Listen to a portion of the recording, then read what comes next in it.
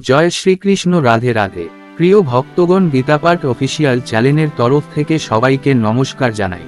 আজ আমরা জানব, বৃন্দাবনে আজও জীবিত আছেন শ্রীকৃষ্ণ। কেন এমন বিশ্বাস? জানুন পুরাণের আসল রহস্য কথা। প্রিয় ভক্তগণ, আপনারা যদি এই কাহিনীটি শুনেন, অর্ধ অসম্পূর্ণ রাখবে না, শেষ পর্যন্ত শুনুন। কারণ অর্থ অসম্পূর্ণ রাখলে ভগবান শ্রীকৃষ্ণ আপনাকে পাপ দেবে। আর আপনি যদি শ্রীকৃষ্ণের ভক্ত হন তাহলে কমেন্টে জয় শ্রীকৃষ্ণ লিখবেন অবশ্যই। এইবার পুরো কাহিনীটা জেনে নিই সবাই। গীতাপাঠ অফিসিয়াল চ্যানেল সাবস্ক্রাইব করে পাশে থাকা বেল আইকন প্রেস করুন আমাদের ভিডিও সবার প্রথমে দেখতে। হিন্দু ধর্মাবলম্বী মানুষেরা বিশ্বাস করেন, পুরাণ কাব্য অনুসারে প্রতি যুগের অন্তিম পর্যায়ে ভগবান শ্রী বিষ্ণু তার অবতার নিয়ে ধরাধামে আসেন যুগের অন্ত করে নতুন যুগের সূচনা করতে। ভারতের সনাতন হিন্দু ধর্মাবলম্বীদের বিশ্বাস দ্বাপর যুগে জন্ম হয়েছিল ভগবান শ্রী বিষ্ণুর কৃষ্ণ অবতারের আগমনের পর। কিন্তু ভারতের এই সুপ্রাচীন মহাকাব্যের সঙ্গে জড়িত বহু ঐতিহাসিক নিদর্শন দেশে ছড়িয়ে ছিটিয়ে থাকলেও আধুনিক বিজ্ঞান প্রযুক্তির কারণে ঐতিহাসিকদের মধ্যে অনেক মতবিরোধ আছে পুরাণ কাহিনীতে বর্ণিত শ্রীকৃষ্ণের অলৌকিকত্ব নিয়ে। তবে কৃষ্ণ জন্মভূমি বৃন্দাবনকে ঘিরে এখনও অনেক রহস্য ছড়িয়ে আছে, যার কোন ঐতিহাসিক ও বৈজ্ঞানিক তাৎপর্য ব্যাখ্যা করা সম্ভব হয়নি। বর্তমানে যে মথুরা, বৃন্দাবন নামে প্রসিদ্ধ ধর্মস্থান গড়ে উঠেছে, বলা হয় দ্বাপর যুগের এই শ্রীকৃষ্ণ জন্মভূমির কাছে নিধিবন নামে একটি স্থান আছে। এই সেখানে অবস্থিত রংমহল নামে একটি হিন্দু ধর্মীয় স্থান।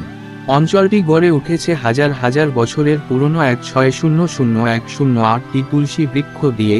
স্থানীয় ভাষায় এই তুলসী বৃক্ষকে পেরু বৃক্ষ বলা হয়।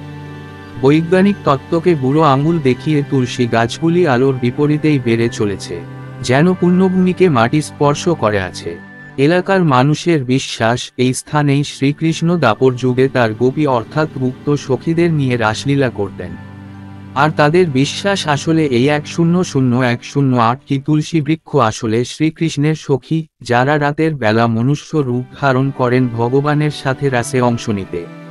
কিন্তু অনেকেই হয়তো জানেন না, পৃথিবীর 7টি রহস্যময় স্থানগুলির মধ্যে এই স্থানটিও বিশেষ রহস্য বহন করে চলেছে বছরের পর বছর ধরে। এই নিধিবন প্রাচীন হিন্দু পুরাণ মহাকাব্য অনুসারে শ্রীকৃষ্ণ জন্মভূমির কাছে অবস্থিত।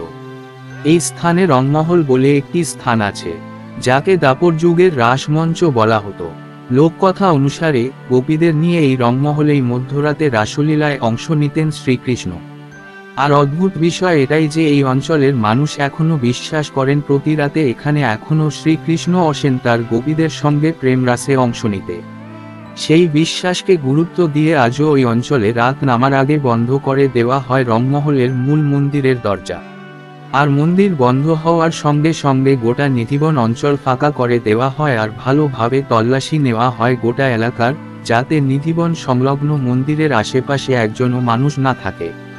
স্থানীয় লোক কথা অনুসারে রাতের অন্ধকার নামতেই নিধিবন সংলগ্ন চারপাশের অঞ্চল শুধু যে জনমানব শূন্য হয়ে যায় তা নয়, গোটা এলাকায় থাকে না কেন পশু পক্ষীও।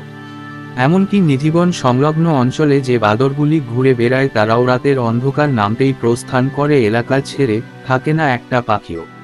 এমনকি চারপাশের বাড়িতে নিধিবনের দিক করে জানালা পর্যন্ত তৈরি করা হয় না। কি এই নিধিবন রহস্য?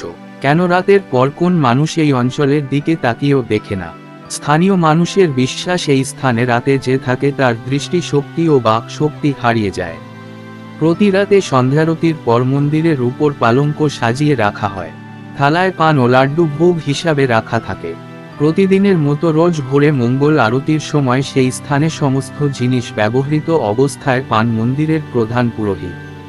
মন্দিরের মধ্যে ছড়িয়ে থাকে শাড়ি, শৃঙ্গারের দ্রব্য, এলোমেলো অবস্থায় থাকে বিছানা। পান ও লাড্ডু ভোগ অর্ধের অবস্থায় পাওয়া যায়। অনেকে অবশ্য মনে করেন এই ঘটনা কোন মানুষ অথবা জীব করে থাকে, যদিও বা সেই দাবির কোন সত্যতা প্রমাণ করতে পারেনি নৃতত্ত্ব গবেষকরা। স্থানীয় মানুষ বেঁচে আছে ভগবান শ্রীকৃষ্ণের উপস্থিতির প্রাচীন কথাকে নিয়ে।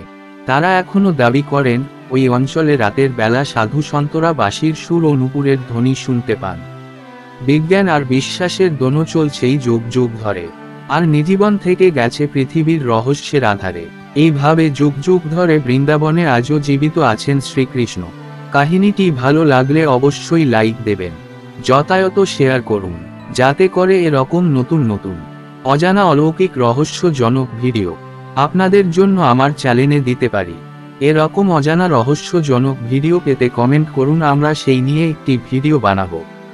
এখনো পর্যন্ত যারা আমার গীতাপাঠ অফিসিয়াল চ্যানেল সাবস্ক্রাইব করনি, অবশ্যই চ্যানেলটি সাবস্ক্রাইব করে আমাদের পরিবারের একটি অংশ হয়ে যান। আবার দেখা হবে নতুন একটি ভিডিও নিয়ে, ততক্ষণ আপনারা এই ভিডিওগুলি দেখতে পারেন। ধন্যবাদ।